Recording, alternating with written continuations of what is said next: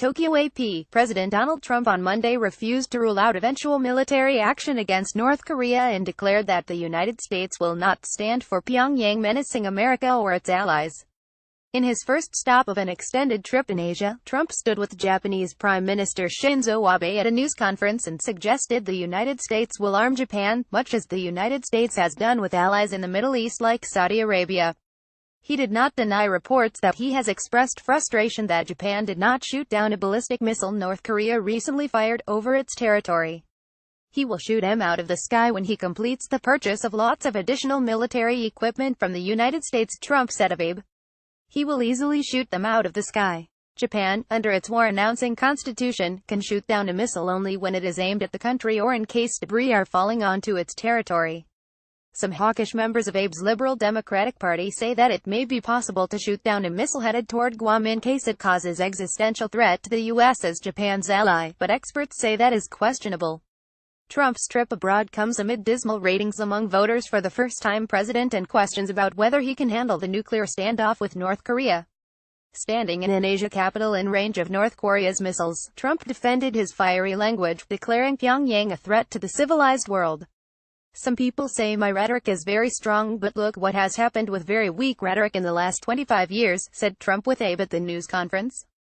Abe, who has taken a more hawkish view on North Korea than some of his predecessors, agreed with Trump's assessment that all options are on the table when dealing with Kim Jong-un and announced new sanctions against several dozen North Korea individuals. Japan is already seeking money to purchase upgraded SM-3 interceptors with a greater accuracy and range, as well as other advanced missile defense systems such as land-based Aegis Ashore interceptors or the Terminal High Altitude Area Defense, or THAAD, a U.S. mobile anti-missile system installed in South Korea. An installment of THAAD in Japan would further escalate reaction from Beijing, which has already balked at the installment of THAAD in South Korea, saying its advanced radar system can monitor deep into China. Trump and Abe have struck a strong friendship, forged in meetings, phone calls and on the golf course, a friendship that was on display at a Monday evening banquet that was the final event of Trump's visit. Abe called Trump his dear friend and hailed the benefits of what he called Gulf diplomacy. The two men on Monday also put a face on the threat posed by the North, earlier standing with anguished families of Japanese citizens snatched by Pyongyang's agents. Trump and First Lady Melania Trump stood with nearly 24 relatives, some of whom held photos of the missing. Seeking to increase pressure on North Korean leader Kim Jong-un, Trump pledged to work to return the missing to their families, saying it's a very, very sad number of stories that we've heard.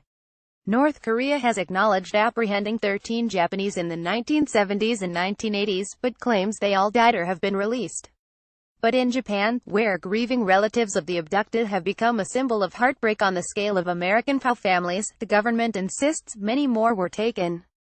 And that some may still be alive. Though Trump and Abe repeatedly touted their friendship, looming disagreements on trade could strain the friendship.